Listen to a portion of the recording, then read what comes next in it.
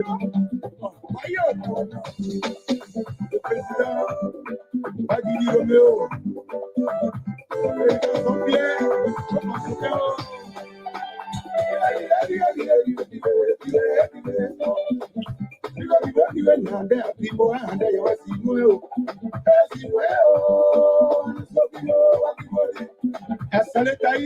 profesor,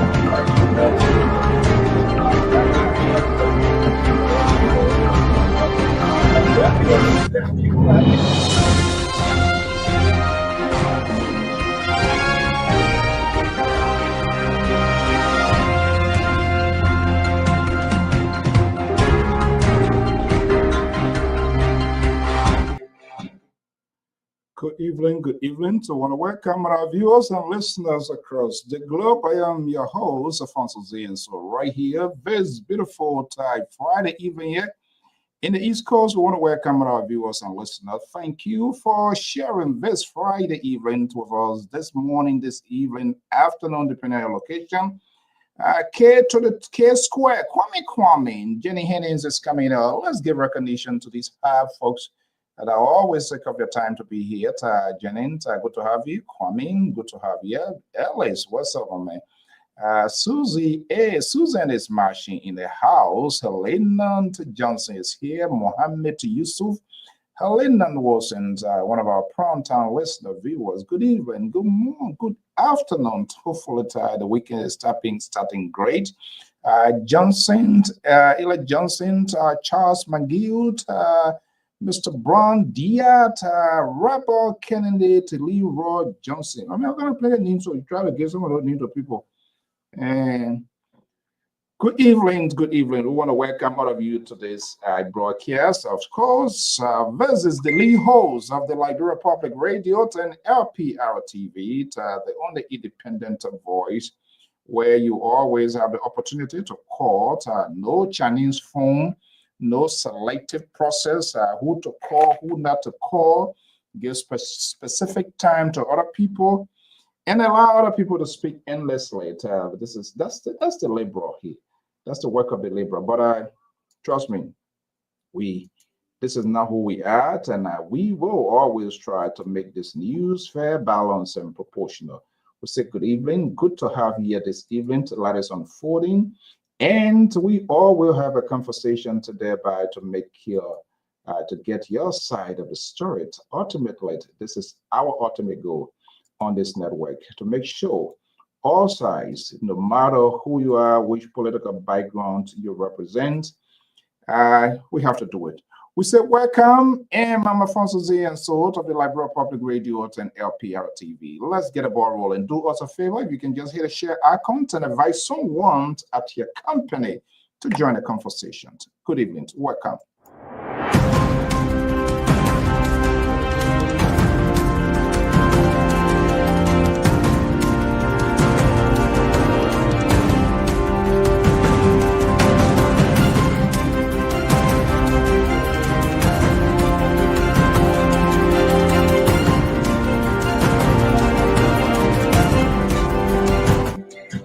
Good evening, good evening. So we want to welcome you this beautiful Friday evening here in the East Coast. The weather is pretty nice here today. So I'm hoping that wherever you are, that's the same thing you're experiencing. We wish you a great weekend. Most of you are going to get some good pay raise, pay your tithe, pay your offering, give donation, if you will. But I want to thank you so much for your time. Your commitment to this network cannot be overemphasized. Not that you don't have anything to do, not that we know it all. Sometimes we screwed up big time here, especially the liberal and his allies. They always screw up here, but they give justification to their actions. That's who they are. And we have to deal with them. As the saying goes, there is no bad bush for a child. So we can throw them out, we can cast them. We have to maintain and hold them to make them to realize what is happening. They are human beings, they can hurt and they can be corrected as well. We want to thank you so much. We'll activate this line here because too much is ongoing. We need to give you the opportunity to speak out. I don't leave you with these people. I told you, these politicians, you can't just leave it with them. I'm telling you, don't just leave it with them. No, let me just go with this other one here. Do not leave the talking point of Liberia with the politicians. This building here, this building is one of the contaminated buildings in the country, which of course is the first branch of government. But unfortunately, how many weeks have we gone now today? But I was kind of a little shocked and surprised.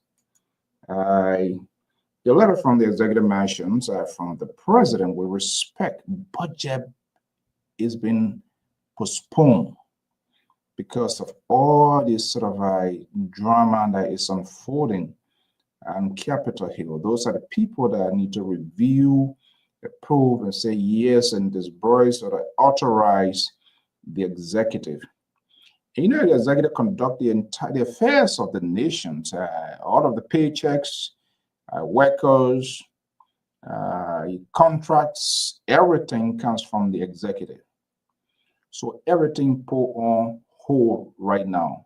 Hold in the sense that the budget will not be delivered. So, but the content of the letter And I hope the analyst is going to be here, and you as well. If you have seen it, hopefully you have seen it, because you go on the Executive Mansion website, the page, it's all over. And it's quite interesting, the contents of the letter, and how it's being laid out. I'm wondering, that's a concern. But I'll wait for the folks to come, and you also can have your say into this whole thing here. And we'll continue to feature this building, because this building is the building and all of the actions are unfolding. Speaker step down, speaker say I can step down. Let's see, Councillor Jonathan Fanatic Kofa, and the man that is leading the charges of fight against Councillor Kofa, that's the guy there. They call him Samuel G. Coker. Samuel G. Coker is the guy that is leading this fight against Councillor J. Fanatic Kofa.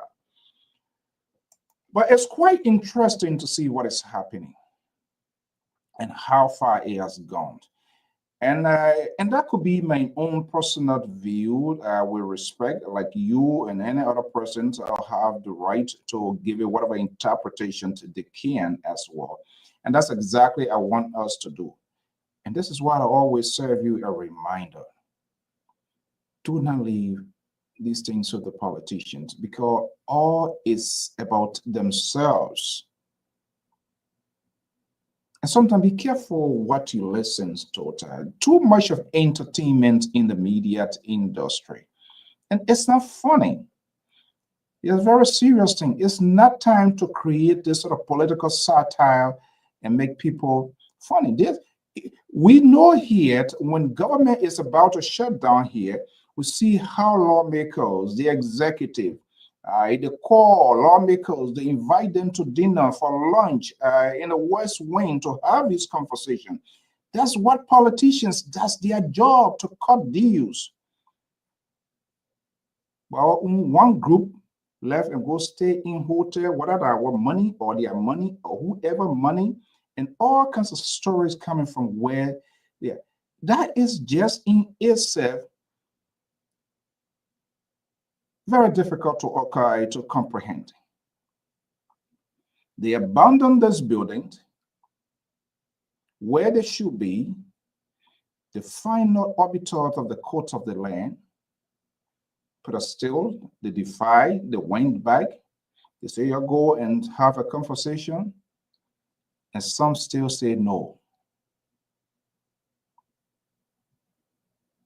Our politicians, the lack of political tolerance. Everything is personal. They profess to speak for you, but they are not. And this is why I said my mouth is so wide, nobody can talk for me. I am capable. I have the strength to speak for myself. And if we all can speak for ourselves and stand up, you saw what happened here, the democracy, what happened here. It tells you that the politicians here do not have control over the voices of the people. Unlike in our country, the politicians regulate our movement. They treat all like a toy.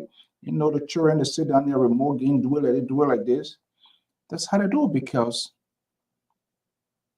they feel that we do not have, they can do anything and get away with it. Where is the civil society? Zero.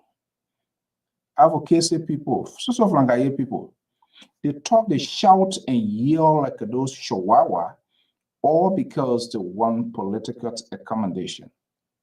They leave from this party, they go from this party, they leave from this place, they leave from this place. I think one person that I really, really admire, and who is speaking at his guts, because he said that, and I know he appeared 1 or 2 times on this show, activist Martin Colley. He spoke yesterday, he's speaking today. I'm not talking about those sort of chameleon type, those summertime politician. Wow, he's here. one of the liberals on this network, with his guy, doing everything possible to liberalize this network, forgetting to know the core value of this network, Liberia Public Radio. They didn't say Liberia Total, We and Doru Radio. But these two guys, on their own, once enough for them to sanction your voice. Unless you speak the language that I want you to speak, they regulate you. And this is what we frown against here. But guess what? No Bible for a child. We will continue to have them here to make sure that we'll either plant or beat things that they need to hear. We'll put them by fire, by force. Mr. Jerry Bacon Boashins is a strong supporter of President Joseph Newman Boyka. The man say you're not carrying the budget. Yeah. Okay, folks, let's get the ball rolling. I will be breaking in Jerry Bacon. Tighten your belt. And I want you to be part of this here because we're going to activate this number here as much as possible in the soonest time so that you will call and speak what's going on. What happens when government shut down? So it literally is already shut down. What happens when there's an emergency in the country where you do not have a first branch of government to conduct business? They stay in hotel now and they enjoy our money. Because we never had the opportunity to ask these people questions. The media play the game, intercede for them, and make us to understand, make you to understand that all of them, they were good. They were coming to rescue. They were coming to do this, they do that. Oh, Lord Jesus, help we. Maybe we need to put that country on Craigslist or eBay or whatever, and all of us divide the money because few people enjoy. Every day, people call from Liberia, and I'm quite sure it's serious. The hard time now is jump from in the bush in the city. Let's have a conversation.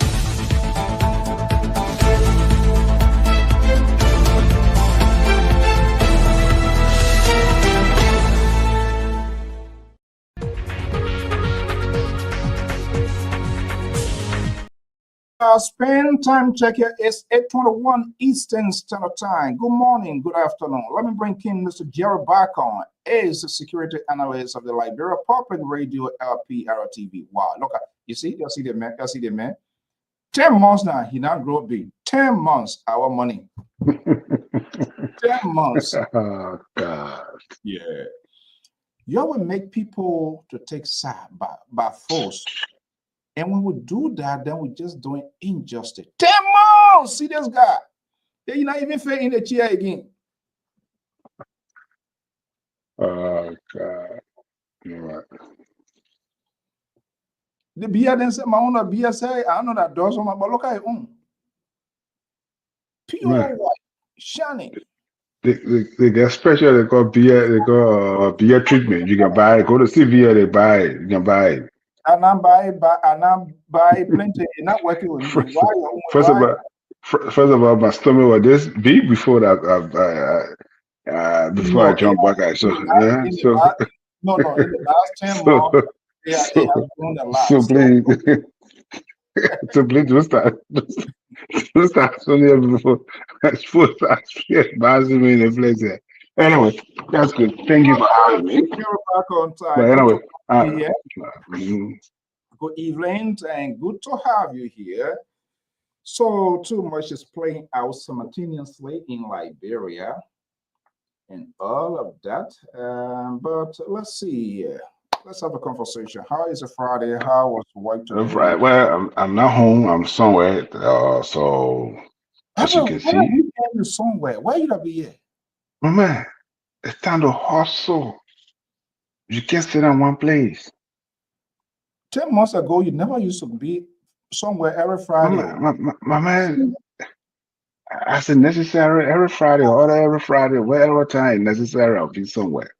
The idea is I'm making time to come on the show. That's important. However, could monitor in Liberia because it's about what 1:23 in Liberia. Whatever you listen to us, I'm here. And there are a lot of things going on in our country. And we all, as a Liberian, we need to put our head together. Let's put Liberia first before we put an individual. That's a more obligation When you God has start, given to when you us. start putting like raw first, I will put Liberia first. Liberia, I will be the first. let's put it Let to me say 10. this. Let, Let's let put me, it to let me, let me, no. Wait a minute. You see, I want to say this. My first job that I ever had in Liberia, I was 16, 17 years old. I was in high school. I worked at the University of Liberia, okay, in the library on the third floor. Those who went to Liberia in a United Nation room. I worked in a United Nation room until I graduated from high school. So that my first job in the government. My second job I ever had, 1970, 1980 or 79, 79 to 80. I was recruited to go on academy. So my police. coming to America. Which don't can't leave us in vacuum here. There's so many academy that don't can't confuse it. Which But that one one academy they have in Liberia, that one police academy. Police no, you just hold on, hold on, any of these hold on, laws. I don't know hold which on, it can be. I hold don't on, know. hold on. Let me say this. At that time, we had one academy. I don't know what has changed, but the immigration, the NSA, the Special Security Service at that time, the police, every paramilitary government went to that police academy. Upon your graduation, they were dispersed to different agencies. So that's how it was. Fire department, everyone all went on that institution. So we had one class. So I am dedicated to the Liberian people. The first job I ever had is the Liberian government that gave me job to work. So that my primary objective. Even if I do go to Liberia, I still have to go and make sense. Even if I don't work in any government, I still have to make my contribution. You know why? They were the first person who hired me. And I take it very serious or seriously on the issues. So when it comes to Liberia, not just come on Lpr and say I want to talk. No, I understand the magnitude to be where I am today. They were the first person who gave me the opportunity to serve the country, to be where I am, educational wise, financial wise, life wise. So I understand the magnitude.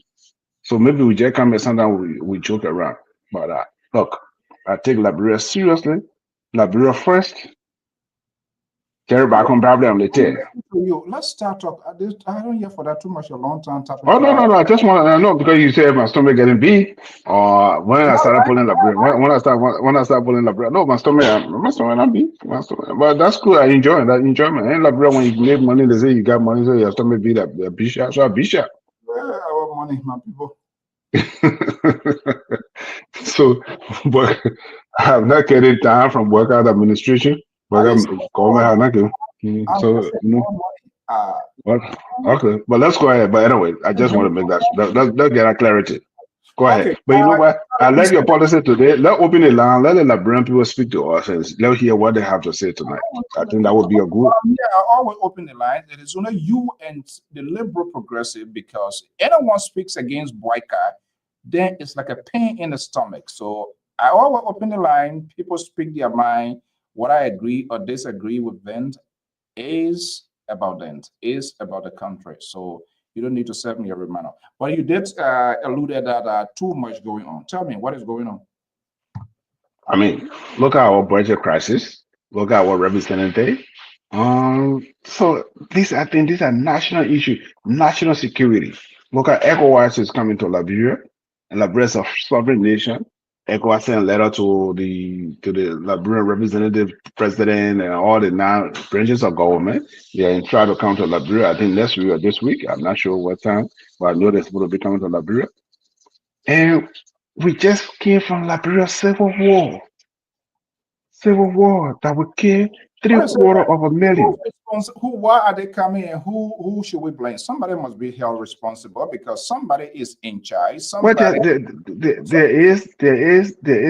I mean, personally, but the first branch of government, there's a deadlock, and maybe somebody want to intervene, but I think we can solve our Oh, own problem. I who's think we somebody? can solve our own. I think we can solve our own problem. So why are we not solving this problem? First, I'm gonna commence the The ECOWAS, commenced the ECOWAS during our civil war. They were there. They brought peace and tranquility into our country, especially in Liberia. So yeah, but it doesn't mean they're going to occupy us because we are sovereign nation. It doesn't mean they will occupy us the country. So that's one of the things we understand. Okay, let me But bring the bishop to Reverend politicians, one of the Washington, Reverend Terry Collins. oh God.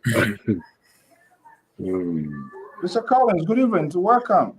Good evening, Mr. Soul, Mr. Bacon. How you doing, sir? I'm doing all right until I came on the show. The man tried to attack on me, but that's all right. I can defend myself. I'm mature enough to know what I'm talking about.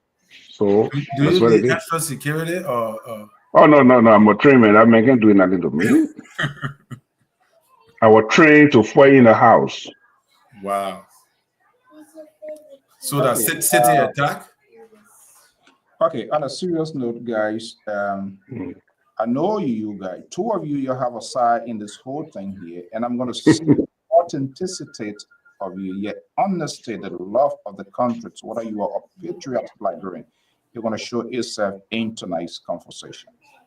Sometimes Terry, he's trying to be moderate, he ready, oh, papi, and this and that, this sort of papi thing, what they brought to us, they bring it to on the program as well. So, yeah, you said that the budget. What happened to the budget? Who's to be blamed? Mr. Bacon. Oh, the budget. Today the president sent a letter to the sergeant but asking for the extension. I don't know how long they're going to be. Why is But the president asking for the extension? Why? because that's the prerogative. You see, that's the prerogative of the president. That's the prerogative of the president. That's why he got the executive power. He asked for the extension. That's the prerogative. He preview to ask for the extension. Why should there should be an extension? Government should be functioning. Listen. You see, you are thinking one solid. You are thinking one solid. That's the whole thing. Try to be rational. The president have the discretion of power to ask for an extension. There's nothing in our laws that the president cannot ask for the extension. It at the discretion of the president to and when to ask for an extension. There's not to say the president can't ask for the extension. That's it. If you don't like it, change your law. So I have the letter here. You all have the letter here. You are trying to address this thing this evening here, but I'm going to put my finger in your esophagus and you're going to get. Let me see whether Terry going to follow suit. Then I will put two of you in the same calabash and have a conversation. Let me give you this opportunity again. Why is the president asking for the extension? Because I am not speaking for the president, but the president has the preview or the power to ask for the extension with the first branch of government if he feel there are certain things that he had to ratify or she had to ratify or to make an amendment, he asks for that extension. That's what it is. That's we're not doing constitutions. Why is he? You can always ask for the amendment in the budget. Even there's a specific line in the letter of the president, and I know who you are. You are cleverly trying on purpose to dodge that, to avoid calling that. Okay, I'm going to hold you out there. Think about it. I give people second chances. Terry, good evening. Welcome, Mr. Collins.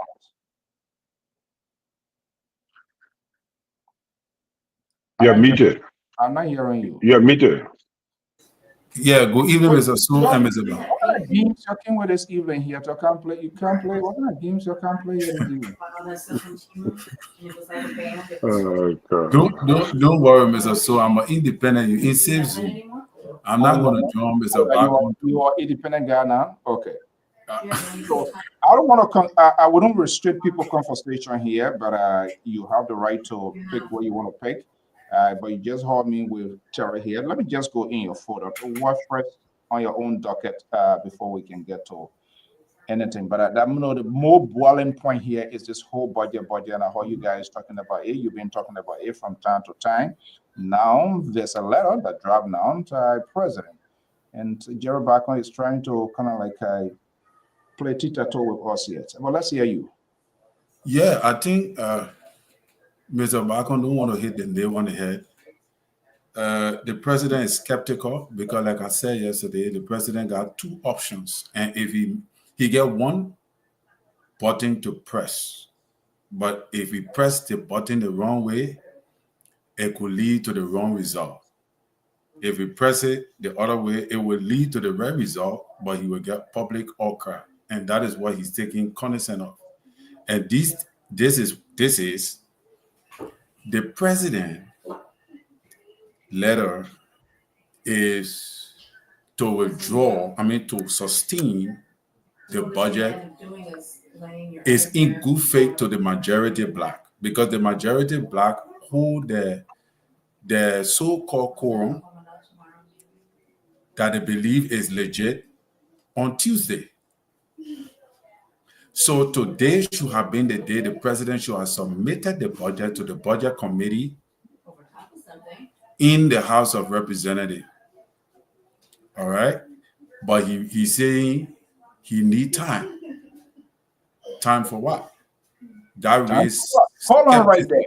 Hold on right there. When the going gets tough and the tough gets going, the central can no longer hold. It's not coming from me. It's from one of your own. Time for what? Do you have answer for that question? Time for what? Do you have answer for him, Mr. Bacon? Yes, time for what? Yes. The president have the right to ask for an extension.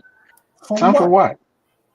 That's the preview. You cannot preempt and somebody say, look, even if you go to court, you ask the judge, if the trial is ready, you ask the judge to give you an extension. I need to prepare my case to go to court. You can ask the judge, and the judge after they grant you that point. The same thing we're talking about due process of law. So the president have the power to ask for an extension. You don't have to come and say, I asked because I'm not ready, or because there's certain thing I want to analyze before I send it. So you can even go to court and ask the judge, even if they ready to sentence you tonight. If you're ready to sentence you tonight, you can ask the judge, can you delay my sentencing? I must provide a convincing reason. It could be medical, it could be family, it could be something for the judge. It's within the purview of the judge, based on my conditions. Then the judge will. If I can't, you're not telling us anything here. Terry asked you, and I even mean that Terry asked that question. Time for what? That's what I'm saying. Time for what? Because you just heard me. I just said it. I say the president need to look at the budget and do a critical analysis. And he was asked when the time is ready, he will answer and say, okay, now I'm submitting the budget. That's why he said you're asking the time to give him some time to be able to send it. That's the time you're asking for. You're not asking to say we're going to be indefinite. Did I hear you say the president need to look at the budget? You have to look at it from every aspect. You can't just somebody send the budget and say you're going to do it. Even when you're writing the speech, hold on, Mr. Soul, hold on. When you're writing a speech, you have to look at that speech. Probably if you didn't write that speech, you gotta look back again and say, okay, now I'm gonna prepare. You gotta do final testing. That's what it is. As simple as it is. You know, to face Kabasukoso is so high, and like what you're trying to do here. Terry, this guy, he answered your question. Well, not exactly. You know, Mr. Bacon is a security man. He's not going to go. But what I want to say is that the president understands exactly the game at play here. If the president submit the budget to Fonati Kofa and the majority black continue to stall the process, the budget will stall. The work of the president will not be achieved. The budget need to be perused by the representatives, and they need time to peruse the budget, put in item, line item, what, because you must understand this is a draft budget for 2025. 2025 begins January 1st. They need time, at least 2 months or 3 months ahead, to be able to study the budget and be able to insert in what they need to insert. Every minute of delay is detrimental for the government. Every minute of delay, it falls back on the government. It's a serious setback in the economy, because guess what? majority of the money for 2024 budget have already been expended. And you man, they are also in debt to people for Christmas 22. So if this budget part, they will start using, if this budget is being perused now, they will be able to easily catch up by January. So it is precise that they make a decision abruptly. So my concern is the delaying of the budget now is a concern. It's a national concern.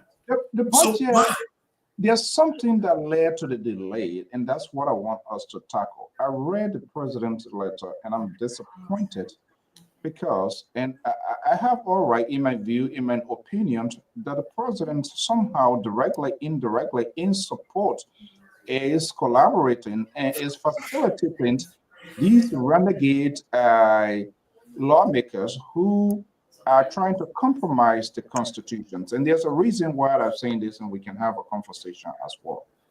So let's go to this letter. And I know you are ready, Jerry ready. This the second paragraph. The second paragraph. I will just read it. You want me to? You got it right. You saw it today, right? Right. I'm not ready yet, but I saw it. Whole legal consultations over the current impasse at the House of Representatives. Oh my goodness, whole legal consultation. How long this thing has been? This is what happens when leadership fails. I think go helter scatter. Come on, Jerry Bacon, you know better than that. Capitol Hill, Monrovia, November 8th, 2024. His Excellency President Joseph Newman Boakai has delayed the submissions of the 2025 draft national budget to the national legislature.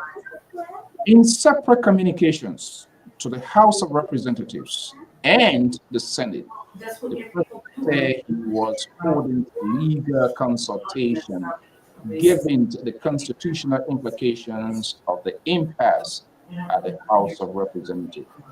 Legal consultation. This is more or less his national government.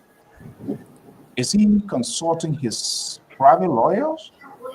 Is that how it's supposed to be? So I want to. Where is the Attorney General? Where is the Minister of Justice? That's it. That's it. The way you are confused. No. The way you are confused. The way you are confused. You are confused. You're confused. You're confused. You're confused, man. Go ahead. Mr. So are you seeing the trend? Thomas Fala said, I want to consult my lawyer. Mo Ali said, I want to consult my Joseph Boyka is following Thomas Fala. Look, it's not a president. This is the government of the Republic of Liberia. The only person that stands in the gap to defend the government of Liberia is the Attorney General. In this case, be the Minister of Justice, Solicitor. He's not even telling us whether he's not telling us whether that his legal counsel to the manager. He say he consulting. Who are his legal people? Who are those people that he consulting? The way you are wrong. You are wrong. You are not wrong. The Attorney General, he is responsible for the law of the country. Number one. Oh, come in. Hold on. In the government, he is not a lawyer for the president. The executive mansion have a legal team. So you may get that. There's a distinction. The legal matter is handled, handled by the executive mansion legal something. That's what it is. The Attorney General, he is responsible for the affair of the country. He is even though he is appointed by the minister by the president, but he also an independent body within the government. Okay. So let's make that distinction. The Attorney General, if the president himself or herself is committed a crime, he can refer to the lower court, and the lower court can even prosecute the president or to impeach the president if the president commit any crime. So let's make that clear. But the consulting with the president He has a legal team at the executive mansion. These are the legal team with him. It's not the Minister of Justice. So come in that place in play.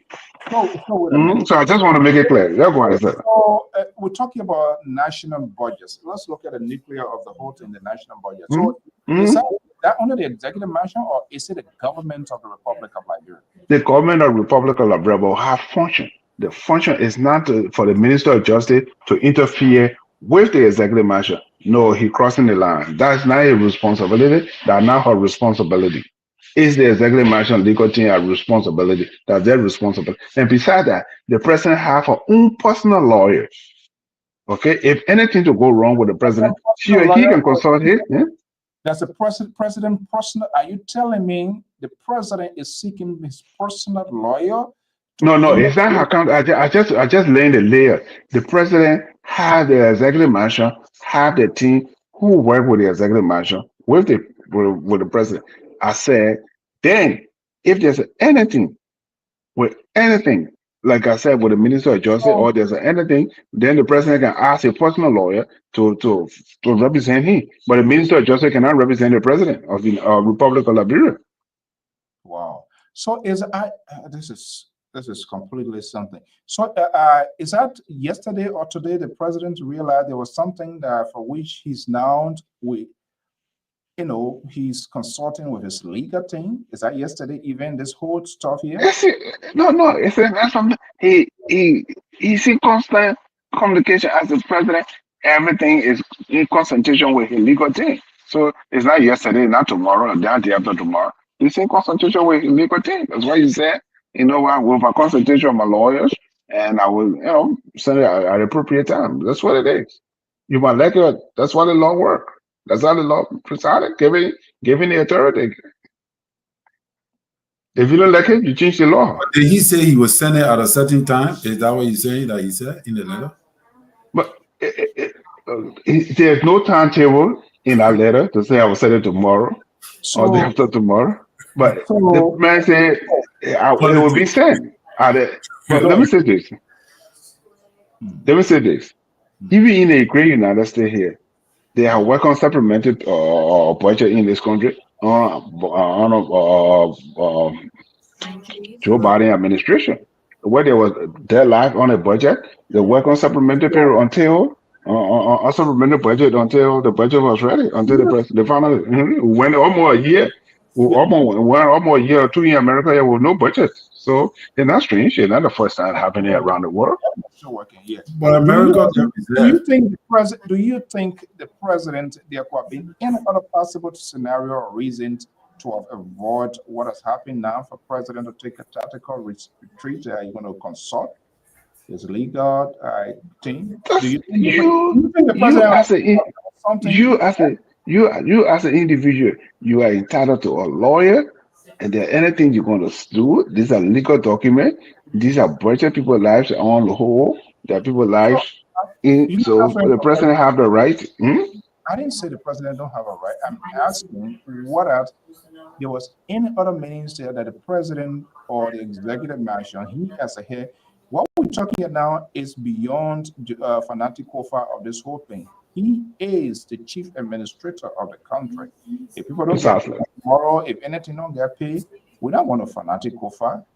He get blamed. It's on the administration. It's on the administration. Precisely. I'm talking about I'm talking about if the person at the JFK, the teachers not getting paid, they don't want to go to fanatic Kofa. They come to national government. Who is the head of the national government? Is the president of the Republic of Liberia. That's what I'm asking. Yes. How important for this? He is the head. He is the head of the country. He's the president. He's the steward. We hire him to manage the affair of the country. Like me, you know how I tell you I like structure. Terry, can you help the papaya tonight, please? He's not answering the question. At a certain time. You want to relay that? Is he answering this question? Well, the president exactly knows exactly what they're doing, and like we're saying, the legal counsel of the president is the president counsel. But The decision of the president to delay the budget to me is intentional for the budget to not go to the speaker, because the budget, he should have responded today, either by presenting the budget or by responding in the manner he did. And we all expected this thing to happen, because I'm looking at the pattern here that we are observing. All right. We're seeing that everybody referring to the legal team. We also saw that the Supreme Court ruling, the way the Supreme Court ruled, I was very skeptical, as I saw something that I've never seen before in the history. Even though we can talk all our tabata, but the Supreme Court lifted the stay order from on the majority black. When I saw that, I knew that that was a precedent to set a pace that will provoke an action, that will pull an opinion of people, that will put the opinion of people in disarray as regarding what the president position will be. And today we saw that the president reneged in presenting the budget, but instead asking for extension. So two things the extension could be for. The extension could be to wait and present the budget to the clerk or so, and the clerk send it to the majority black, and business go on as usual, because the president is afraid to give the budget to Fonati Kofa while this crisis going on that stops him from having a quorum, because Fonati do not have a quorum.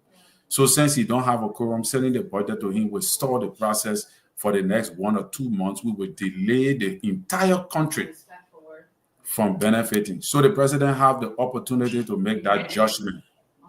So if he fails to not make the judgment, and he be afraid of public opinion, and say to himself, okay, I will send the budget to Fonati Kofa, and even though he will delay the budget, it will stall, but the host will settle the differences. That means you're hoping that the host will settle. What if the host don't settle 2 months from now? What if the majority black continue to resist and say, we're not settling, we're not doing anything? That means, and Fonati cannot have a quorum. What become of the country? The entire country will stall for the next 2 months. So who benefits then for the stalling of the government? The opposition. They benefit. So the president judgment. Who you think gonna be the victim? The people. In its entirety. The Liberian people will be the victim, because Yeah, the hospitals need to run, the people's salaries need to be paid, and all those things. So by next year, especially January month is very hard, January, February, if the budget stalls, most of those things that are supposed to be done will not be done. Salaries will not be paid. Many things will not happen. There are a lot of things happening here. So the president have to make the decision that will be in the best interest of the state, regardless public opinion. And that is what the president decided to hold the budget. So the idea of this sort of postponement or whatever delay and holding whether there's constitutional implication here. So I'm wondering, all of this that were ongoing for the last 2 weeks, 3 weeks, there was no contingency planned on the part of his legal counsel as to whether there was any breach, any constitutional implications and the danger it poses to national security when people are not paid. The president traveled extensively for the good of the country to get investors, investments, and all of that. And memorandums and understandings were signed. Those things has to be signed within a specified period of time. Other than that, they will be declared null and void according to the law. And here we are. How many sessions so far? So to come to this day, you can tell us that you are holding. Is it fair to say then that the president is taking a side, and who is the president siding with? So who the president or who the government to recognize as a legitimate group? Who violates the constitution, even if it is not within the purview of the executive branch of government? Well, it is clear to me, and that is why I say the court set the precedent. If the court had ruled that the stay order remain, or if the court had declared that the operation of the majority black is declared unconstitutional, it would have put Fonati Kofa in the driver's seat. No. But for the state to lift up the stay order from on the majority black, it means that the majority black is legitimate to do business. That is the signal that is sending. So once the president see that signal, he's gonna respond, because he wants for the budget to go into operation to effect, so that the country will run. For one man business, the country can be held captive. So this is where now we telling Fonati Kofa that he have to resign, because if you don't resign and the majority black receive the budget, your gavel remains to be invalid. You can continue to remain speaker. The president can't even do that. There's no way that the president can do that. This is not all you get, because. But you don't see the sign on the wall. No, what we are saying, he's doing that because he wants to be politically correct. And the reason for Fonati Kofa, I don't think it is out of desperation. But you know what? He's beating senses in the heads of people. That's what happens when somebody who knows better, and people try to play on their intelligence and they think they can just do it because, oh yeah, we'll get a number. So since it's going to be 11 play on the field, they get 2% get red card, and so you mean we're going to beat that again. No. So Fonati Kofa is pushing the law, and he knows that the law is on his side. There are two things playing out here. He has his own power tool that we can talk about at the same time. Why people, you got to terrify some more votes here. Why you never build that good political consensus you up to this time here. That's another reason. But he knows the reason. It's not like the Tyler and other people who pressure mounted on them, frustrated, don't know, and they say we're going to resign. That's not what Fonati Kofa is saying. That's not what he's doing. But Fonati Kofa is playing to the rules of the game, the laws on the book. It's not because you want something. That's what happened. Yeah, that's what happened. People yes. The chief clerk is going to the majority black. The chief clerk that's supposed to read the budget and all the kind of thing. The chief clerk is going. The chief clerk have already responded to the majority black. The deputy chief clerk is in the majority black. The deputy speaker is in the majority black. People that are supposed to carry on the operations of the lower house is there. Secondly, the Senate should have ended this thing long time ago. If the Senate was going to hot operation because the lower house is not meeting quorum to operate and do business, but the Senate continued to operate, that means the Senate acknowledged the majority black.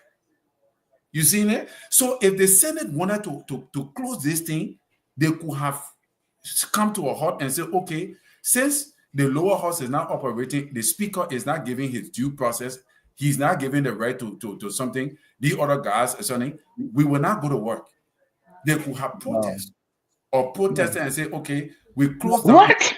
The law says that after 5 days, national government to be paralyzed. The Senate is they try to intervene, they can do it. That's the Senate don't run the day to event. The Senate does not preside over the House. But the law said that the Senate should close down if the lower house is not in operational. Okay, let's see here. Type of the acting there. Okay, let's pick up this call from Minneapolis, Minnesota. Is that a Minnesota politician? Well, this is the Secretary General of the Real Group Association. where a real group are going? Waiting on President Mandela to bring in one coconut bath of the design. Oh my goodness. Look, hey man, we have a family emergency, so I'm gonna come on today. One of my a good family members of ours lost our brother today in Liberia. So we had to be stuck. We had to come here and sympathize. That's why I'm not on today. But I'm following the show. It's very interesting. I think you guys have laid the issue of the Justice Ministry and the President's Council to rest. So I will not belabor that. I do, however, I have a problem with why is the Supreme Court ruling on refusing to put an injunction on the gathering of the majority bloc. It puts a pressure on the executive to show their hand. Right. Because they were trying to hide behind that. And the Supreme Court ruling really just said that we can't stop people from meeting. They're not saying that they represent the government. We can't stop them from meeting because Fonati wanted them to be stopped from meeting. And the Supreme Court said, well, we can't stop people from meeting.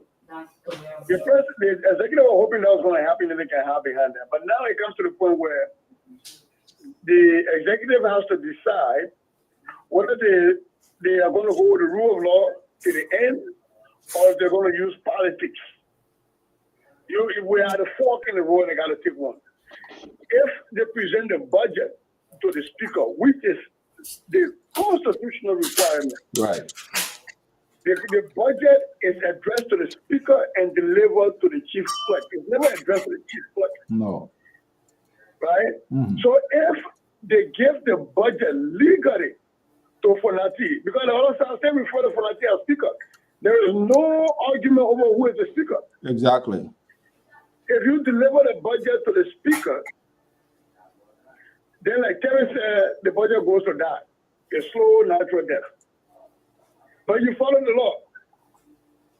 Or if you deliver the budget to the chief clerk, address to the chief clerk, and say that the chief clerk does whatever the chief clerk wants to do with it, which by itself is already illegal, and the chief clerk sends that by some coercion to the majority bloc. You overthrow for that Kofa. That's my point. That's a coup d'etat right there. But here is the problem. That group, even though you have the numbers that can vote to approve your budget, cannot act on that budget unless they deliver the death blows to Fonati Kofa. So I think this is going to be a problem where the president and his group will have to show which side they are. Are they for the Constitution or are they for expedience in government? Like my brother Rekudi said, do they want the government to just not work for the next 2 months? Or do they just want to say, you know what, the government going to work, we don't care, we'll throw whoever we can throw under the bus. But President Bwaka and his group have to be very mindful if they go the other route where they don't go to Fonati Kofa. Because like some of those said before the war, Tantra not for Rialo. So they have to be very careful about that. But I'm enjoying the conversation. I'm enjoying my brother on there. So, is laying the point. But I just think that this government has to be very careful with the way they go. This is where we are going to know what's important to them. Is it the Constitution or is it expediency in government? So, Sese, Mr. Goya, this sort of tendency or this sort of behavior of us people to babysit or a stapler every day, America, you consider a problem with F1 can't do. But when you go, when you go, we don't want nobody to interfere in our business. We don't need that. But when you push them, then F1 we're going to the UN to do this. Give me a break. Why are we doing this? I mean, don't chew your paper in my mouth because we don't know better. When I want real group, we are not going to F1 sport for when we get out. So I don't want to know nothing about F1 because when Vendela already, our last coconut, we're going to go to F1 sport to get our own coconut share. But look, here is the point. This is why when Liberians, by and large, argue about their independence, it matters. It's like nothing to be said. I'm making us freedom we got. It's making us independence. The first problem is you go out looking for budgetary support. You create your own budget. Then you go big around to support your budget. It's almost typical of a lot of weddings that happen in Liberia, right? Somebody want to get married, and then they say, please be my chief announcer, please be my chief patron, please do this. Bro, you don't want to get married. How much pay money to come to where you don't have a wedding? How independent are you? It's the same thing. We create a budget for our government, then we'll go out begging all around for budgetary support. Then when those same people want to put money out, say, oh, we independent, put money out, brother. If you come into me for full money for your heart, I will come and throw you a hot flower. You want me to throw you a hot flower? Don't come to me for full money. So I think it's a circular. Yeah, you are right. 1 million don't want ECOWAS to get involved. When ECOWAS ruled against the government, yeah, right, Kabina. Up to today, the former first lady is still waiting for her judgment. We refuse to honor the rulings of ECOWAS. When the jail up a bit small, he wrote to ECOWAS. They invite ECOWAS.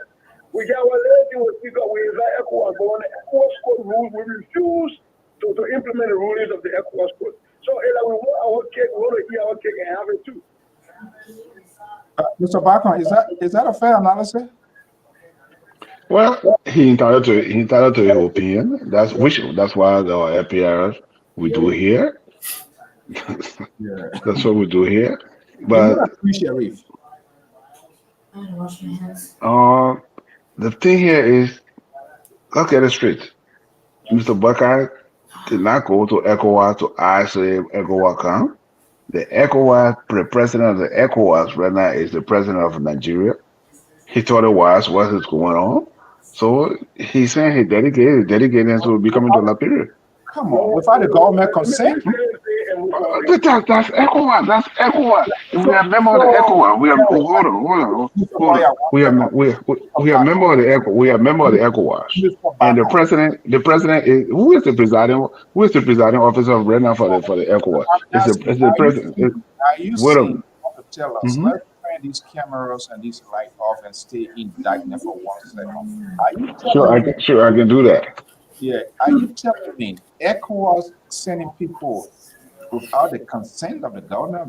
The guests, people coming, you're making plan, will come and face it without the government being aware. Is that what you want to tell us? But that's what I'm saying. They wrote the president. They wrote these are the people that wrote the thing. They wrote the president, the vice president, the speaker, the how you call them, the block for the 2 block or for the 3 block. Who are the other people? I think about 8 people. They are rating that they will be coming to Liberia. It's in the press field. They are member of the ECOWAS. So ECOWAS is coming. ECOWAS want to meet with. In fact, I forgot the former president. George. We also received a letter that they're going to meet. They're going to be meeting with him. Okay, that one thing I like. Okay, Mr. Goya, come in. I will ask a question. Yeah, go ahead, Mr. Goya. Yeah, no man, Mr. Bako, we all support his government to come into power, but we have to call the truth what the truth is. There is nowhere in the ECOWAS charter, nowhere that the ECOWAS can intervene in an entire issue in a country without being invited. Nowhere in the ECOWAS charter. Nowhere. It doesn't matter who is the president of ECOWAS, whatever is happening, if they have not reached out to ECOWAS. The last time the president John we have reached out to ECOWAS before ECOWAS got involved. Somebody has to go to ECOWAS and say, come. ECOWAS does not just sit and say we're going to run in. Unless in the case of a coup d'etat, even at that point, sometimes civil society reach out to ECOWAS. So to say that somehow ECOWAS just got up and the scenes of crisis and during the detail, we get rid of everybody and we show up, that's a fallacy. That's a way to give an excuse for the government. That's not the way it's supposed to be. There's no evidence here that the government are inviting ECOWAS. There's nobody has come and say, okay, or from the executive mansion or from the leadership and say, hold on, sir, hold on. There is anything in the ECOWAS charter that allows for ECOWAS to come into this situation without being invited? If so, can you quote that? Because I'm looking at the ECOWAS charter, I was speaking. I'm not saying, listen, this is what I'm saying. I say there's no evidence to say, Mr. Butler from the executive mansion, if you have the evidence, say, and say this is what it is. This is evidence from the vice president office, or from the president office, or from Josh Weir, like you alluded to to say, okay, Joe, we are rating ECOWAS and see what's going on in the lower house. For that reason, we need your intervention. That's the point I'm making. Show me the evidence. Where is the evidence? They say people or ECOWAS cannot unilaterally come to the place. Let's show me the evidence. Where is the evidence? Mr. Bago got a point. You show me. You believe you did that. What is the letter? Show me something. Show me the evidence. Yeah. Let's ask you on the other side. Is there any clause in the ECOWAS charter that allows for ECOWAS to intervene in this member states' internal problem without being invited? I cannot speak to that because I don't know their policy. I don't know the rule of regulation. But what I'm saying to you here is the ECOWAS. Hold on, sir. You asked me a question. I'm doing it. I say, show me the evidence. Where? Yes, sir. You only answer the question that you don't know. So let me tell you for a fact that there's nothing in the ECOWAS charter that allows for the president of ECOWAS or any ECOWAS body to intervene in an internal crisis in a country without being invited. There is no way in the charter that allows for that.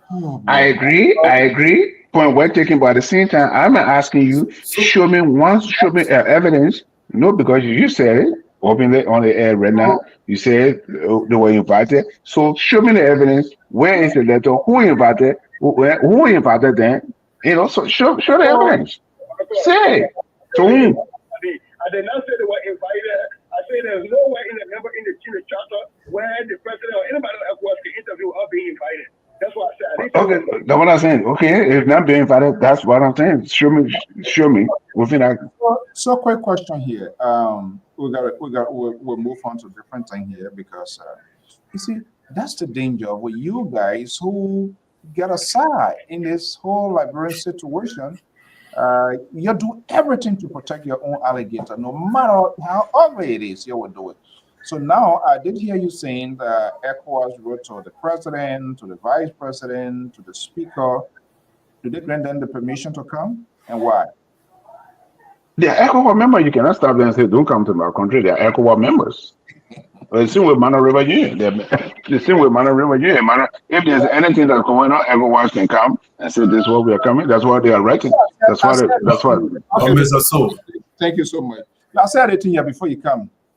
Tara, you remember when this whole thing started?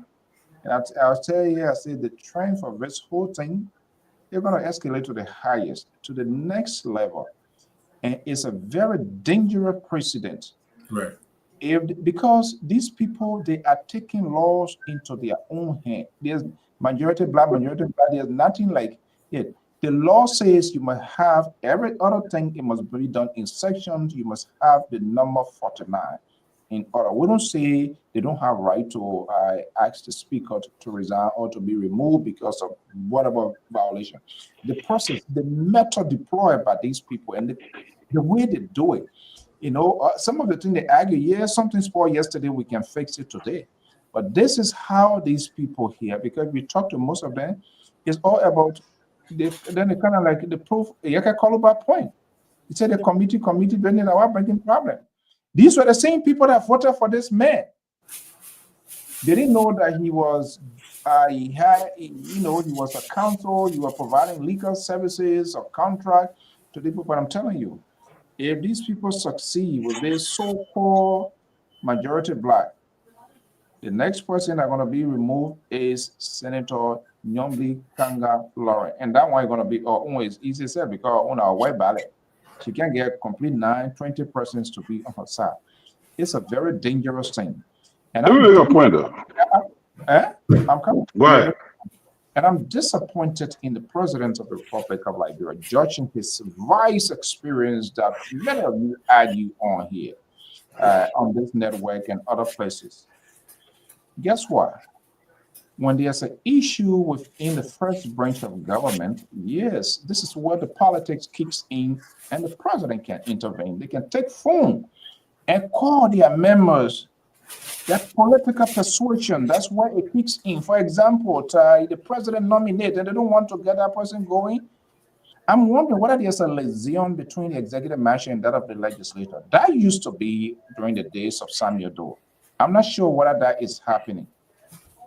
And what we see falling out is a clear indication that these political parties and their leader, they doesn't have no control over their members. They don't listen to them. They don't care for them. They are nothing for nothing.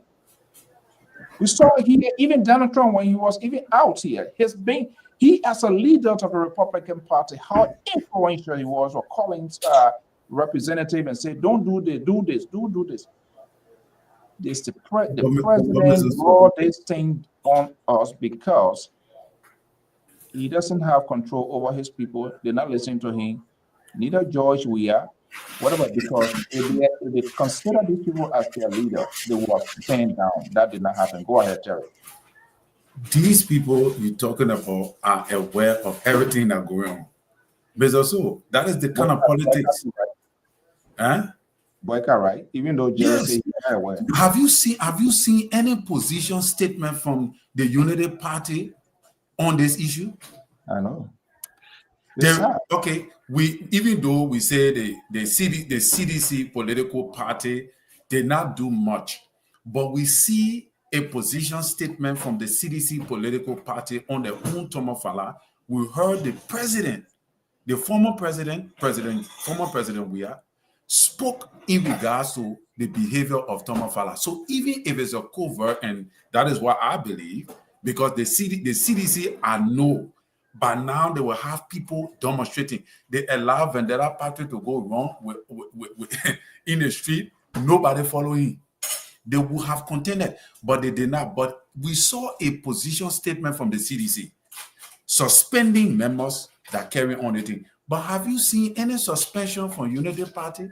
Then we'll say that our old man, boy, because he innocent, you see that in the chair. He acted like Conan Bediat, took the speaker out of the country. They went to get Holy to be anointed in the Vatican. Again, it came back, let anarchy loose upon the war. People went here to scatter. Budgets you are being in. Now he's consulting with his legal counsel. Share it back on. You can whack your head. You can do whatever you want about that here. I don't care.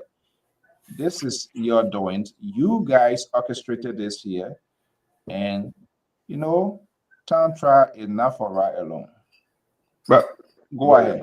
You asked a question. Who is the liaison to the executive mansion to that of the lower house? It's going to be the chief of staff, chief of staff responsibility to the executive mansion to liaison. So the chief of staff orchestrated this. That what you simply telling me?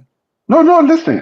You asked a question. I'm just saying. He asked a question. Who is the liaison? What the chief of staff? That's not with the question. He said, "What is the liaison?" I said, "It's not thing around in our country as usual. The liaisons, they have a specialty liaison. That liaisons between the executive mansion that I know, but now things have changed too. So who knows? Maybe he alone doing 4 or 5 jobs. That's okay. That's what I'm saying. But I know. Look, listen, sir. As you said, in the past, the chief of staff is the responsibility to liaison to relay the president message to the House or to the Senate. She or he would, lobby to the Senate or lobby to the House of Representatives. Look, this is a bill coming into the place there. She or he will go to the Senate or senator the representative, meet with them. These are the issues. She or he will go to the office and lobby or come back to the report to the president and say, Mr. President or Madam President, this is what I'm hearing. This is what we want to do. These are the people. These are the key players in the in different committee. These are the people that you're going to lobby to. So that's what it is. That's how, personally, that's how it have been and that it should be. But here's the thing I want you to. But here's the thing I want us to take from here. The president have the right to consult the lawyer of the executive mansion who got him into a daily operation. So let's get it clear. So it's not wrong for the president to say, I consult my lawyer, to say, I consult a lawyer to say, I'm going to send it to the clerk. Mr. So, I don't like to hear some of our supporter from our side talking about, the pape Which from side? the Unity Party side that the Pape is this kind of, you know, people like to put leader on the pedestal the same way they did with President Weah until he came down. President Walker witnessed all the betrayals in almost every major government, backdating from the late President Tolbert or Totman.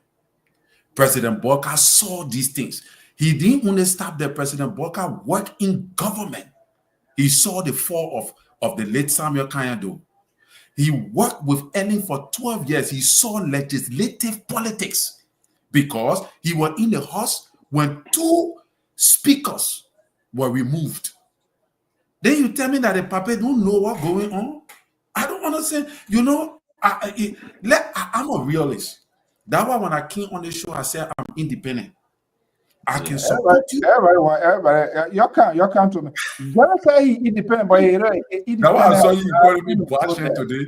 I'm an independent. I have not joined the independent voices. I have. Well, Mr. Bacon. I'm waiting for the 2 of them to pack my Satuka and throw me Osa. They were not doing. They would be stabbing you in your back while you're there. But let it prove here. The Pape have the wealth of experience, and I don't like for people to even say, "Oh, all the experience the Pape have, he not doing that." This is the experience he have. That is the experience being initiated. This is it. Experience is not authentic. But you expecting the experience to run. You expecting the experience to run in your favor. No, the experience not going. The experience here is the politics, the African politics that is being summarized by the old man in a professional way that will give him a better footing. The old man running the government politically. You understand? So what the old man was doing a few days, that many people didn't notice. I'm talking about. It's a respect. It's a respect. When you call you old man, it's a respect. It's a respect. It didn't be downgrading him. It's a respect. When they call you old man, that means they know when we pray to God, we say, "Old man, bless me." It's a respect. It's an honor. I'm not saying God. I say when we are praying. We say, "Old man." It's a common understanding within our Liberian culture. When they call you old man, that means you are a respected person. You see, Mr. So, the Pape play his game very cleverly. You know, during the time when they were having that machine thing, the Pape King, he diverted the whole conversation. He went and declared asset. When everybody was saying, "Oh, the Pape," he distracted everybody and declared asset. So everybody started focusing on the asset declaration. We forgot about the machine. You can hear people talking about machine now. Now, what you were doing a few days, while everybody on the little politics, he started dealing with the people on foreign mission. He said everybody on the foreign team, he would draw them to distract everybody. Then he came back again, he started dealing with some people in the government to distract. So sooner or later, everything we're talking, everything we're discussing here, everybody will forget about it, will start talking differently. That is what we call experience. This is so disappointing. So let me say. No, let Terry learn. Let Terry learn. Look, this is important. The definition of law is complicated. It's not 1 + 1 = 2. That's what it is. That's it. Law is not 1 + 1 = 2. Law is complicated. Based upon the interpretation. That's what it is. So you have to. The man is playing what the law is saying. That's what Mr. Boyka is doing. That's what he's doing. He's playing with the law. That's what the law said. The law gave him the latitude to say, "I ask for the extension." Say, "Okay, I ask for the extension for 1 month, 2 months." That's it. We have supplementary budget. If the government have to function, we have supplementary budget. We'll go into the supplementary budget, and the control will operate. Oh, you see, you hear him? Mr. Bacon is a complete washing. He's the original progressive washing. This is unbelievable. So you see, But maybe how you much you think have in about your budget, supplementary but budget? it's a legal You matter. get only 200 billion, right, in your supplementary budget. That money can run the country. Oh, my man, the supplemental budget is something like it's a continuation. The government have to function, so we can go into the supplemental You budget and don't say, have okay, the money supplemental to run budget. the country.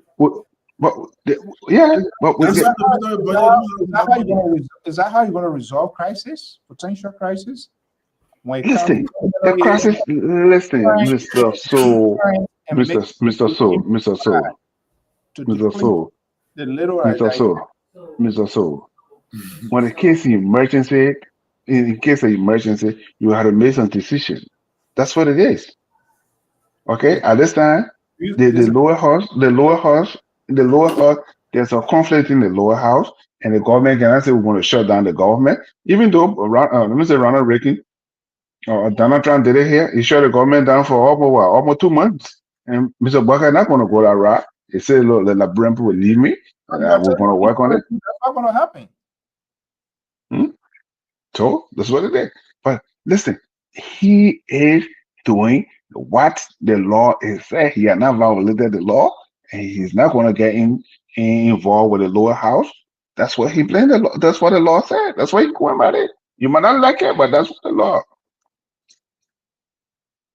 I'm You know, having a serious migraine right now. it's the same thing when you go to court. You know, when you go to court,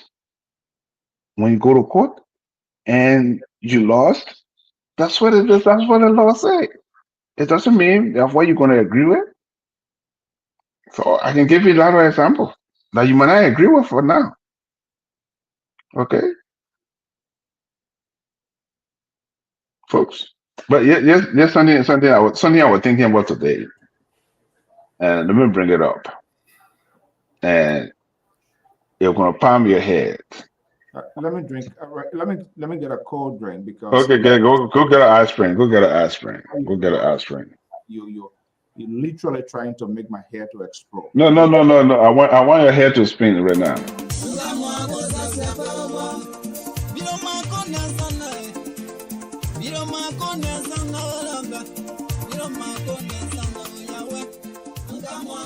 Do you want to share your events with the world? Why not contact us? We are Liberia Public Radio, LPR. We are the specialists in advertisements, commercials, radio and TV services. We have the professionals that can help you sell your products and provide live coverage of all events such as weddings, conventions, graduations, reunions, anniversaries, sports, birthdays, baby showers, religious activities, funerals, and many more.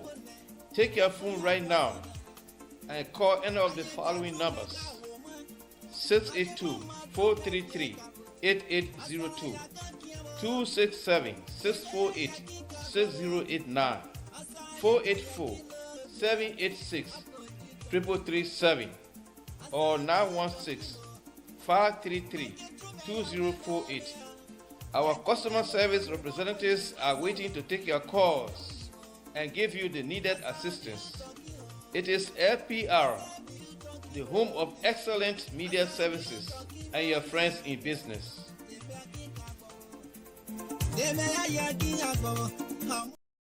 About that. Okay, as usual, we told you we always involve in community initiative. A young Liberian, Dr. Crystal Savit will be having a big graduation party right here in the ocean state of Rhode Island.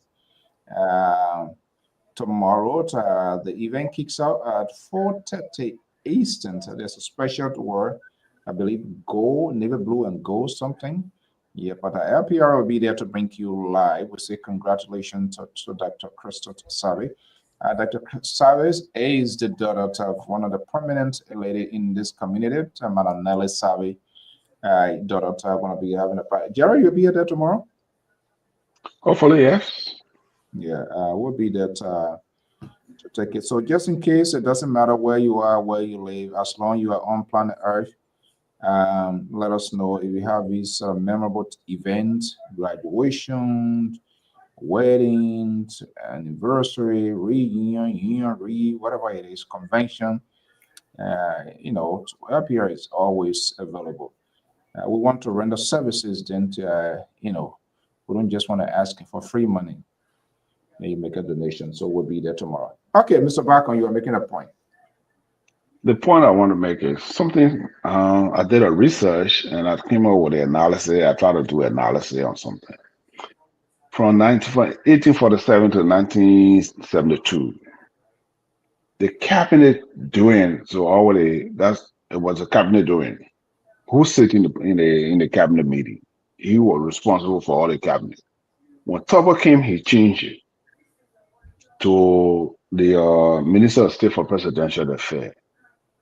And the first person to hold that position was E. Reginald Thompson, who was the first person to hold that position. Consequently, after the coup. But after the coup, 1980, the Minister of State for Presidential Affairs, everybody who had been in that position, their hands is always in the cookie jar in regards to bribery, receiving money. So I was thinking today, after that day, all my research, why is it that position, everybody check? What in boy, he was doing door administration. And he was all scandal that he was involved in money issue when it comes to the Minister of State for Presidential Affairs. Hold on. I come. No, let me give the genesis as a criminology. As telling you what is conflict, how the conflict originated, so we need to address it. But here's the thing: Ellen Johnson administration, Mr. Knuckles were accused of corruption. Asking for the evidence. Hold on. No, I just come in. Listen. So that is him talking. The message says it should produce evidence. That you coming with that. God. Are you saying? No. So we have to address the issues on hand because no, wait a minute. Let me learn. I will answer. Okay, go ahead. Ask the question. Yeah, let's dwell in the present. Minister Sylvester Grispis, is it involving corruption? I mean, that's what people are crying. People are crying. So I just wanted to make sure how that position. What are you saying? People are crying. What are you saying? Are you the people are crying that he is corrupt. I mean, that's the allegation leveled against him. So there are people who occupy that position. That position are always been accused. So I'm trying to find out why is it that the people hold the position. Do you agree with those people? That's what I try to find out. That's what I say. I'm doing my investigation. That's the analysis because that's what I went back almost 40 years ago. That's what I went back to see. All those who are occupies that position. Why is it that they always involved in or allegation always leveled against them? So we have to find out the root of the cause. So you went to you did a research to find it. Do you find out anything the root causes of that? Is there anything that you gather? I'm still doing an investigation. I'm still doing the analysis to find out whether is this from the office that caused it or is it individual. So if that causing the problem. If your result did not produce answer, why would you bring it to us to confuse us? No. It's a public awareness because people are. You know why you're trying to avoid. You try to avoid the food. No. Listen, it is important. No, let me so. Listen, it is important that we discuss it because you know what? It is a repetition of that institution. So are you saying the Minister of State is corrupt under President Boka? That's what I'm hearing. That's what it's alarming. Because how can everybody hold on, Mr. Collins. That position, anybody who been in that position, they always been accused. Why is it that they always been accused on that issue? That's my point. Are you insinuating that the office of the president is corrupt? That is why the Minister of State is corrupt? Is that what you're saying? No, listen, you're not getting the point. No, I'm making you're not getting it. Listen, I'm saying the office after the office Mr. E. Reginald Thompson, on a toward administration, he was the last person that had that position. Okay? And I can still remember the issues, but this is a trend. How do we resolve that trend? That's supposed to, So why is it difficult to answer the question? Do you agree with that? What is the question? No, do you agree with it? People are saying it. Do you agree with them that these people is corrupt, including the current minister? Well, because nobody have been prosecuted on that stage to say, yes, this is the person that been prosecuted. These are all allegations. So if the allegation is there, then we need to find out why the people, then the Minister of Justice or the how they call it, the LCC can't do the investigation, and the people need to be brought to justice. That's one point I'm trying to make, because it has been a trend. But as a security analyst, what is your own analysis? What are some of the facts that you gather per your data research to justify or to give us and speculation? just quickly here, just to add a little layer onto what Terry is saying, in order to validate this thing here, we were talking here before when Abi Moda, this and that. The only thing that can determine and prove people wrong is investigation. People can investigate, and except that when people hear the word or name investigation, it means you are convicted already or you have done something. No, it's just to validate for us to make sure that no wrong was done. Thank you. Especially, you know what? It's also clear that there are individual. It's also clear that individual who occupies that position or the person who need have been alleged to be in that thing. So the investigation. And the second thing is when they talk about all the things. And one of the things, as soon as you hear all of, they say the person is convicted. Okay, you know, you are not. Okay, don't confuse. Oh, yeah, I won't go to the line. Now, if you agree with, I'm not confusing you. I'm not confusing you. I just wanted to make a play. That's all. Because now I guess you've been hearing that, and from Reginald Thompson, Alvin Guy Jones, all of those people, now to Sylvester Grisby here, they look at this the same case. In order to put this to a rest, you as a supporter, do you want the president to launch an investigation because he's why he been accused? Do you want the president to launch an investigation? I'll be delighted. I'll be very happy to do that. I hope you can do that. Because it's a repetition of the institution. You see, the thing we have to do in this country is our repetition. It's somebody repetition, it's somebody on the character. So when we come on the show, whatever we say, we are accountable for it. And also whatever we say is our repetition or the institution that we represent, LPR, and we say, yeah, we hire intelligent people. We have somebody who it doesn't mean we come here, we are the more educated person or we are the most smarter person, but we are given the opportunity to say these are the things that were happening and we want to speak the truth. You see, when we're talking about that, the president letter, you were not answering questions with that now. Now you want to be a truth. Let's go to the line. But it's a serious issue. We got to discuss it. I mean, I know we have spent some time on it. I know we'll be closing, but there's something that we have to discuss it because it's also trickled down to the corruption we're talking about in that country. To prove it, we must have an investigation. That the investigation will determine what wrong was done. That's what I'm going to recommend to your government. Let's go to this phone number here, 203 number 9037. Caller, good evening. Yeah, thank you, brother. So, one of the greatest co-hosts, the greatest host on this show, and I would like to say hi to Mr. Jerry Washington and Terry. So, I think I will start with the back on this one. It is not an accusation. It is the facts.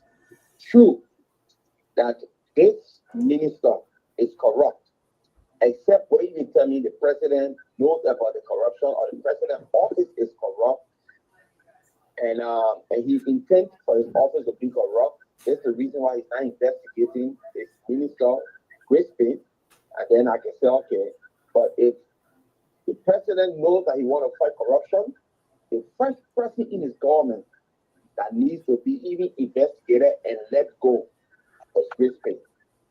It is an open fact that Grisby, prior to he becoming the person he is in government today, he wrote NASCAR to purchase vehicles, whereas he had no authority, absolutely no authority, to the extent where the senator from his group, 2 senators for a group asked for him to resign. Up to now, he's staying in government. And then we say it's a speculation, he should go through investigation. I think we should call it for what it is, because sometimes I see we choose two sides of our mouth, right? One day we want to eradicate corruption, the next day, oh, we should ask for investigation, we should do this one when the thing is glaring. I am not saying speaking out of the government right now, but something is there. We see it. Is it okay for somebody who is not in government to rent another entity of government, a legal entity of government, to purchase vehicle outside of the purchasing of procedure? We say no. Is it a violation? We say yes. Will it be? And then today we are not even, nobody, that just swept under the rug. Yeah. It's good that Mr. Washington brought it out, or these things are coming out to light, but we should point finger to, it's not an allegation to say, oh, maybe they made some money pass to the president office and they say he took it. They say he took it. No. It is established that 5 vehicles were bought for over $500,000 from NASCA with the order of the president, able lieutenant. The president-elect able lieutenant. Is there a constitutional violation? So Keta, is it fair to also ask the question as to whether Minister Grisby was authorized to carry out those orders? It's a fair question because you won't get to the bottom of it. If Minister Grisby was ordered to carry on such instructions, who instructed him? Were they legitimate to do what they did? President Bouaka has absolutely no authority at the time to instruct his deputy to act another agency in government when Mr. Bouaka was not president proper. Okay. That was the whole thing. So if we say the president ordered the president-elect order him, it's a violation of our constitution. It's corruption. If we say Grisby do it by himself, it's also corruption. So why are you keeping him there? The president keeping him there, maybe because the president ordered him, and that's why the investigation is going to go. Maybe the president ordered him to do it. I mean, the president-elect at the time ordered him to do it, or he did it on his own. But either way, it's a corruption. Okay, let me bring this number here before we wrap up for this evening. Let me see. 763-8361. This is Susie Boyle. Okay. I know I'm bereaved, but I can't stop calling. Two things. Number one, I will start from the last caller. You know, when my brothers in the CDC or the cultists, because they don't follow a political party, follow a person, the weird things. Sometimes when they say that thing, they can put their own food in their mouths. If the president-elect that has no authority has a lieutenant that has no authority, is giving a mandate to a government in authority to purchase vehicles, whose incompetence is there? Isn't that the incompetence of the George Weah government that you will allow and accept a letter and a mandate from a lieutenant or somebody that has no authority to tell you to buy $500,000 worth of stuff? That's the incompetence of the CDC. You can't put that on. If you just told us that the man had no authority, he was president-elect. So why would you honor that? So he's telling me that I, Joe Blow, can get read a letter to somebody in government and say, buy $500,000 will do an ICBC operating. Somebody will got to check their set before the car and 32. Let's talk a little bit on this one. If it's an incompetent, we're not talking about, let's agree it's an incompetent. Is there corruption? No, it's not. It is an incompetence because if I don't work in your government, it's like a scammer coming to you and say, we need to buy $500,000 car. And you go buy, I'm not corrupting you. You are being incompetent. So how do you call a scammer? How do you call a scammer? I am just a scammer. I'm not corrupt. So who are the ones that in order to be corrupt by definition or by it's a crime. But by definition, By definition, that's not corruption. If you corrupt, you have to be entrusted with the authority. And if you're telling us that they don't have the authority, then that's not corruption. That's the incompetence of CDC, right? So the CDC. No, I agree. CDC in F. I agree. Okay, fine. I agree. But what I. Okay, hold on 1 second. Again, you just to us. Don't bother the water. You told us. No. You don't want to get fair. It's a scam. Okay, hold on. Okay, hold on. You were talking and listen. You told us that Grisby wrote a letter. You have not connected a link between Grisby and Bwaka. So if Grisby is you said guys, gentlemen. Either is not a line. It's not a connection. Either is a yes. Again, I said you have not drawn any line. If you are telling us that a Yahoo board sitting there in that you are ready to say my grandfather just died, I got $10 million, go buy a car from NASCO and you do it, you are the idiot for doing that.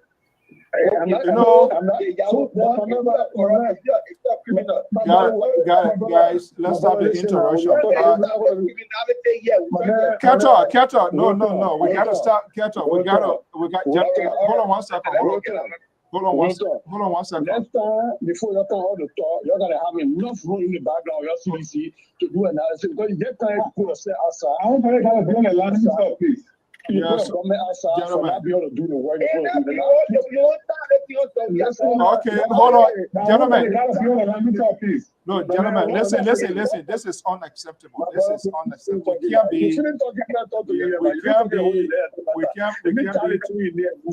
Yeah, we shouldn't be over talking about. Yeah, go. I got 10 seconds. You're up. So you go. You're noise too much. The second part is that my brother in studio, Mr. Jerry Bacon, you lay a premise for analysis and you don't complete the analysis. That's a problem. You said that you studied up to 1972. You had doyens of the cabinet. And then Tobo came and changed there to the Minister of State. And saying that time people have been accused of being corrupt. So what is the analysis?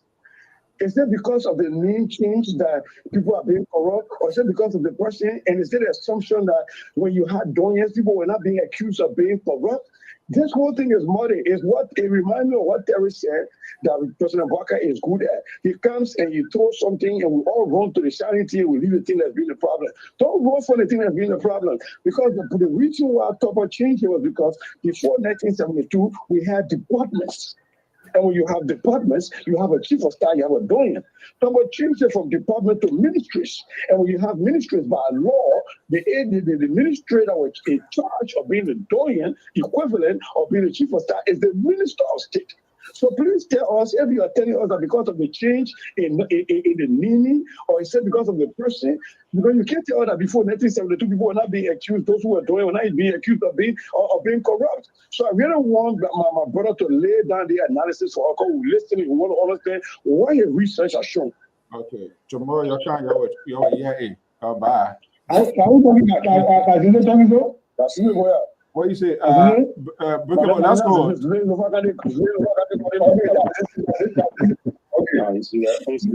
Listen.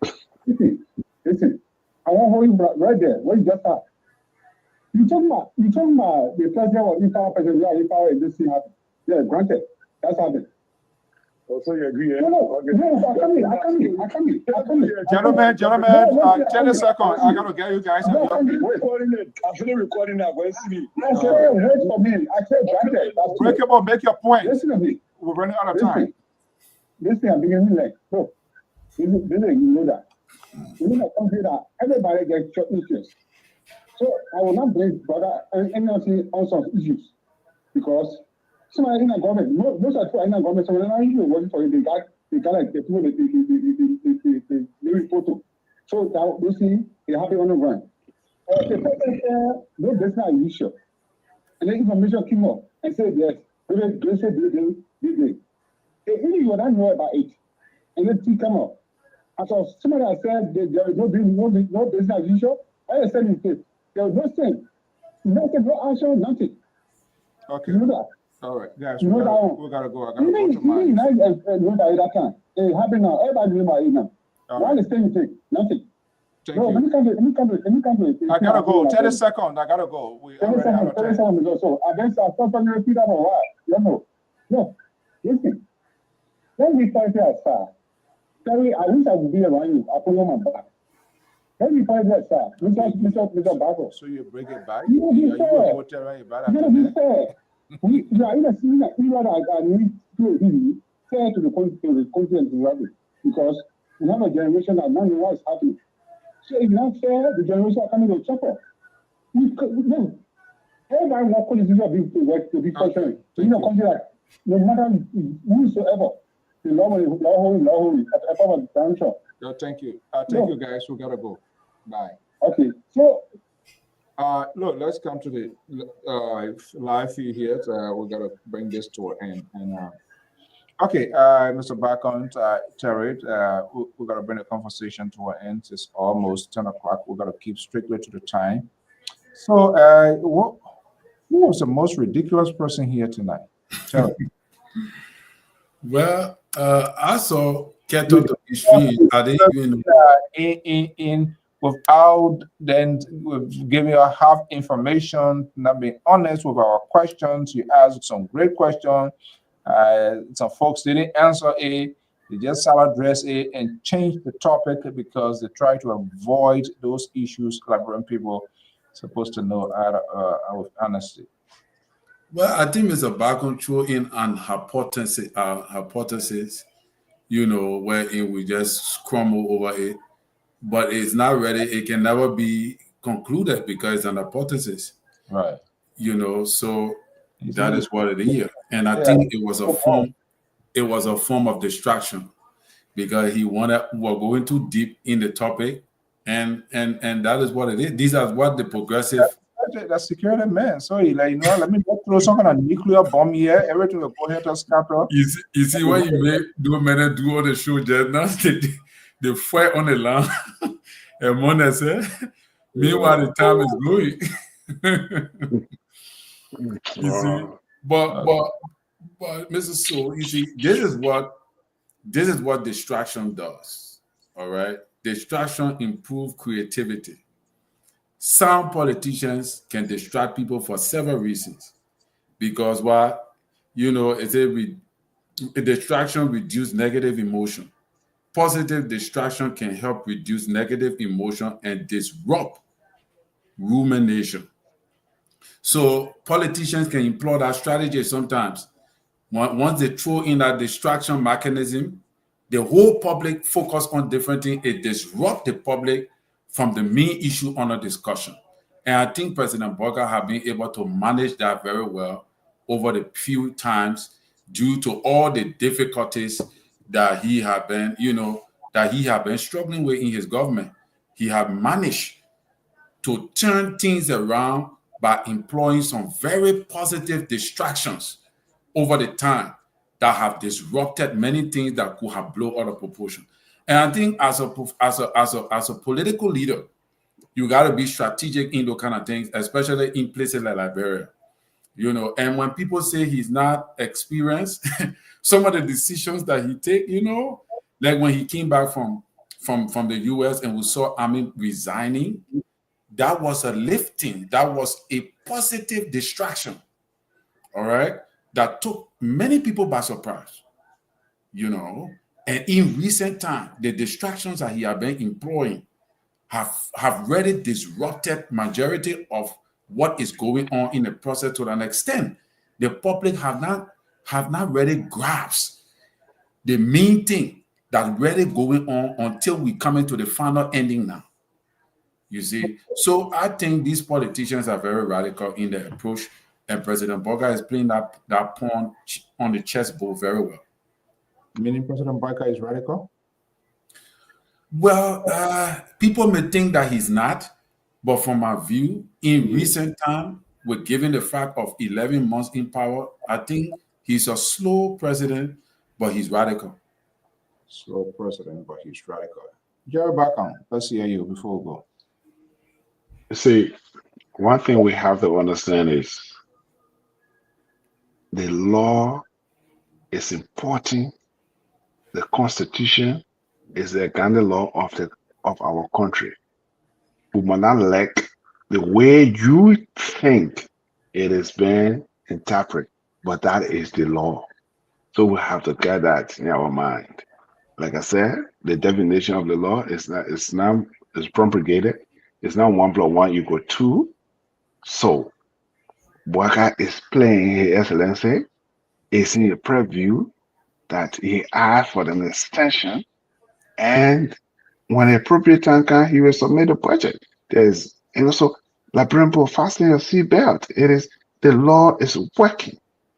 The second thing I want to say, the Constitution of Liberia is working because here is in the House of Representatives, these 73 men and women are trying to find tomorrow when it is settled, when we are gone, people will read it and will learn something from it. That's how it works in this country. People have fight over the government of the United States. Great Britain have gone through it. So democracy is just hitting our country. And we have to accept what is going on. So no need for us to be fighting here and there and say, oh, the lower house or the fighting. No. Listen, it's in the preview, is our constitution. Those who defected to say the 43 is their right, and those who want to stay is their right. We'll find a middle ground for us to resolve it. Every issue have an issue for to resolve it. So I'm not panicked. I'm not worried about it. That's what democracy is all about. Yeah, and let me throw this in very quick, Mr. So before we go. You see Darius Dillon, the old man took him and brought him to America when that yellow machine came up. They brought him to China. They say, Satan carry me all around. He can't do me nothing. The old man carried him to places. He came back. He cool just like S. Then the other guy, what the other guy name, man? Okay, one of the journalists that were very frisky, Clarence Jackson from OKFM. They probably brought him to America. UNGA. You know, these are big ceremonies. When the old man bring you, you sit down to those kind of places, you go back, your mind change. Because this is the first opportunity you have ever had. These are positive distractions that politicians employ to weaken their opponent against them. People they know will get a difficult time. And I think President Boka have been successful. He have been playing some real step. And I think President Weah need to learn from this because you know the President Weah government, they were all psychedelic. They were just enclosed. It was all about CDC. You know, CDC. Look at the step the old man taking in recent time. Louis Brown, the muff Louis Brown guy, they're not small muff. And what the old man doing, he want to put confusion between him and President Weah because he know when push comes to shove, Louis Brown will defend the side that is defending him. And Louis Brown, whether you like it or not, he's a serious contender politically. He get voice. He sound. So if you have that kind of man on your team, just in case for eventuality, he can fight back. So in as much as I don't want Louis Brown coming back, but I think that was a political strategy that might serve the interest of the president. You know, so great. What old man? The old man is very strategic in his position. That's another way. And Louis Brown came from the ANC camp. You think he will continue to be ambassador if he's confirmed, or what I'll be ambassador at the UN, and then Taka, he say going back to ANC and say he wants to against the administration, please. He's setting, Papa setting something for no. And this guy, the former senator from the what thing, he ran for what is that name? He was former ambassador here. He went when he joined the ANC and he did that way. Snyder or where that's not a Snyder. Mr. Bako, John Ballo. Is he in the? I haven't heard much of him. I cannot speak to that, sir. I don't know where he is. I know he's in America or wherever he is. I don't know. I've not in contact with him. I want to hear the tire suffering. Louis Brown, when you will stage a protest, tire suffering protest. Oh, sir. Have a good day. We'll talk. We shall meet. I know tomorrow we're not going to be on, but that's fine. I know you got a program to go to. Maybe on the liberal account. We'll talk it tomorrow. Or maybe I'll be to the program. I will see you. Enjoy your weekend. Don't disengage the labor. You're not getting anything out of it. You see how the conversation was very peaceful and good atmosphere. All right, sir. Take care of yourself. Okay. Terry, have a good weekend. You guys too as well. Thank you, Mr. Right. Yeah, Mr. Collins, thank you so much for the time. Okay, so guys, we say thank you to all our viewers, onliners, your tweets, your comments, and those of you that call. Yeah, I'm telling you, 70K. That may get a comment on the money on donkey. Those boys were broke, they had time, election time to eat their own. So, what they did. All right, guys, we want to say thank you so much. This is the first time we say it. It was great having you here tonight. If there was anything that we did, just didn't suit your taste, well, sometimes it goes that way. Not on purpose. We don't have this conversation that would satisfy your political curiosity or to your desire as you anticipate to be. But sometimes we have this called high call conversation. Yes, there are folks here that pick a side, which is okay, but we also I hold them accountable to we ourselves as we talk these national conversations. We must also bring authenticity to it as well. Until then, have a pleasant weekend. Tomorrow 4:30. If you don't have anything, just join us. We'll be celebrating one of our own daughter, a sister, a friend, Dr. Crystal Savage. Will be hosting a big graduation party tomorrow. Mom and Dad, Madam Nelly Savage, one of the influential ladies in the Ocean State of Rhode Island, daughter, will be having a graduation. According to the protocol, it starts at 4:30 Eastern Standard Time, right here in the Ocean State of Rhode Island. The stage is already set. Our understanding to decoration was done today to make sure everything strictly on course. And of course, I will be there to bring you live happenings right here in the Ocean State of Rhode Island. Again, thank you so much for your time and have a pleasant evening. Bye-bye.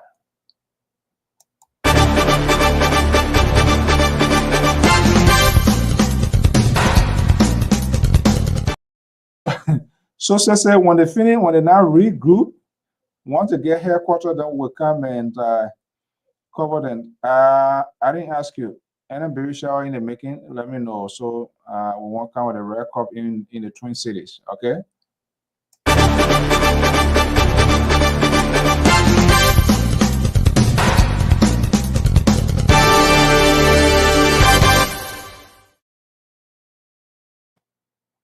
Thank you so much and have a pleasant evening. Bye-bye.